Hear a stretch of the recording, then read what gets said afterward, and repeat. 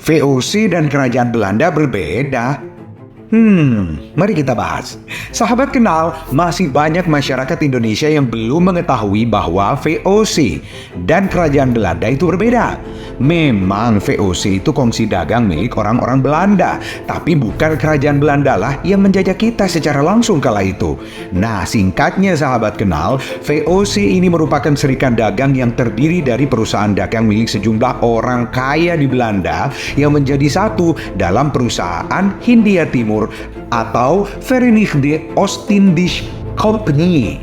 Sahabat kenal, Republik Belanda Bersatu atau Republik 7 Provinsi Bersatu kala itu yang menguasai tanah Belanda pasca bubarnya Kerajaan Belanda Lama. Dan kala itu Republik 7 Belanda Bersatu memberikan banyak hak istimewa kepada VOC karena sumbangsihnya untuk negara tak bisa dianggap remeh. Sehingga pada tanggal 20 Maret 1602, hak-hak istimewa diberikan oleh pemerintah Belanda kepada VOC yang tercantum dalam oktroi atau piagam yang meliputi: pertama, hak monopoli untuk berdagang dan berlayar di wilayah sebelah timur Tanjung Harapan dan sebelah barat Selat Magelangs, serta menguasai perdagangan untuk kepentingan sendiri. Hak yang kedua ialah hak kedaulatan, sehingga dapat bertindak layaknya suatu negara untuk: yang pertama, memelihara angkatan perang, kedua, memaklumkan perang dan mengadakan perdamaian, kemudian merebut dan menduduki daerah-daerah asing di luar negeri Belanda, kemudian memerintah daerah-daerah tersebut, kemudian menetapkan atau mengeluarkan mata uang sendiri, dan memungut pajak. Artinya, secara langsung ataupun tidak, pihak Republik 7 Belanda Bersatu memberikan hak kepada VOC menjadi negara di dalam negara. Walaupun demikian, sahabat kenal, VOC tetap tunduk dan patuh serta memberikan hak-haknya sebagai perusahaan kepada negara dalam berbagai hal. Salah satunya adalah pajak. Dalam perjalanan waktu, sahabat kenal, VOC selama ratusan tahun menjadi perusahaan multinasional pertama dan terbesar di dunia kala itu. Tentunya dengan bisnis dagangnya yang mengeruk dan memonopoli perdagangan rempah dunia yang kala itu banyak menjarah dari Kepulauan Rempah Nusantara. Gimana nggak kaya dan besar itu perusahaan ya? Sudahlah monopoli, menjajah, dan menjarah lah di sahabat kenal. Iya kan? Nah, sahabat kenal, sampai tiba pada akhir 1700-an, VOC pun bangkrut yang diakibatkan oleh korupsi besar-besaran para petingginya dan sejumlah peperangan yang dihadapi oleh VOC karena perlawanan terhadap penjajahan. Maka VOC resmi tutup alias bangkrut. VOC resmi dibubarkan pada 31 Desember 1799 dan harta kekayaannya yang tak bergerak, misalnya daerah jajahan seperti Kepulauan Nusantara, diambil alih oleh pemerintah, yakni Republik Batav, yang kala itu menggantikan Republik 7 Belanda Bersatu yang sudah bubar.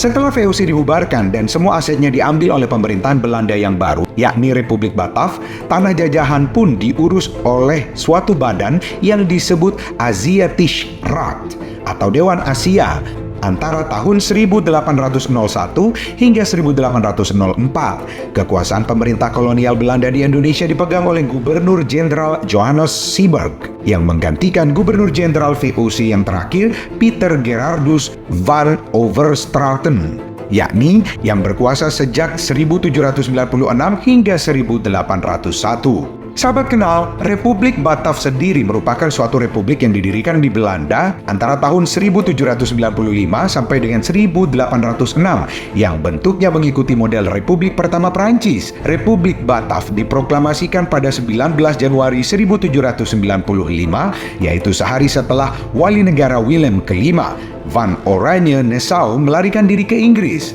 Sementara itu, sahabat kenal, pasca Perang Napoleon Bonaparte dan Belanda di bawah kekuasaan Perancis pada tahun 1803, secara otomatis wilayah Kepulauan Nusantara atau Hindia Belanda berada di bawah kekuasaan Perancis. Republik Batav kemudian menjadi Persemakmuran Batavia dan kemudian dibubarkan oleh Perancis serta digantikan oleh Kerajaan Hollandia, yakni sebuah kerajaan boneka Perancis yang diperintah oleh saudara laki-laki ketiga Napoleon Bonaparte, yakni Louis Bonaparte.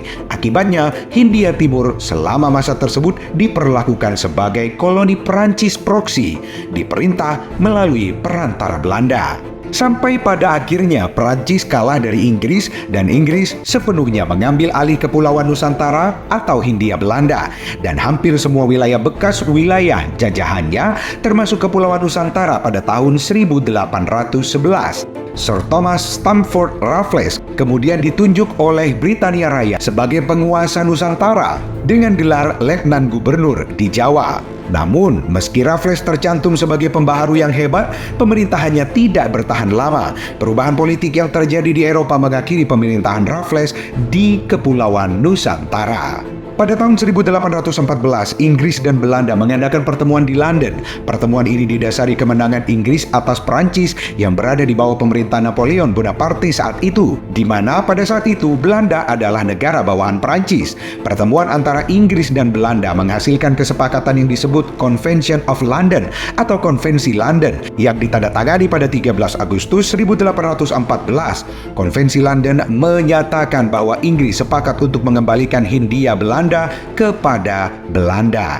Penyerahan kekuasaan tersebut terrealisasi pada 2 tahun kemudian setelah konvensi disepakati, tepatnya pada tanggal 19 Agustus 1816 di Batavia.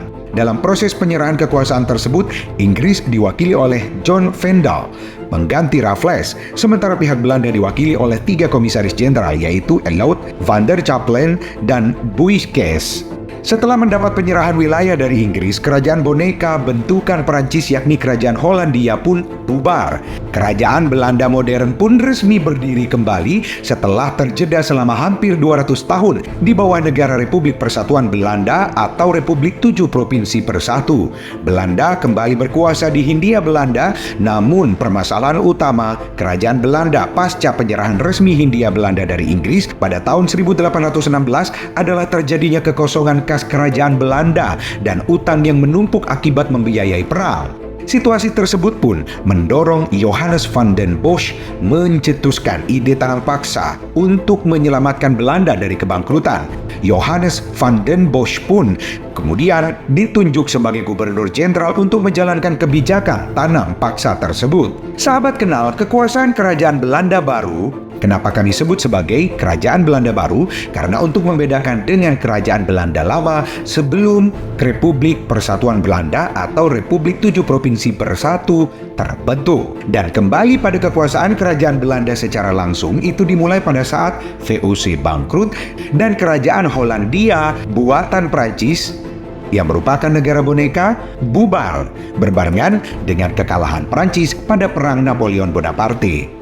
Namun secara resmi tanpa perwakilan dan langsung di bawah kerajaan Belanda adalah pasca penyerahan Inggris dalam perjanjian London 1816 sampai pada akhir masa penjajahan Belanda pada tahun 1945 dan betul-betul angkat kaki dari Kepulauan Nusantara yang telah merdeka bernama Indonesia tersebut di tahun 1949 pasca agresi militer Belanda kedua. Sahabat kenal, demikian pembahasan kami dalam perbedaan VOC, Republik Belanda, dan Kerajaan Belanda. Sampai jumpa di konten Kenal Indonesia berikutnya ya sahabat kenal, di kanal Kenal Indonesia. Kenali Indonesiamu.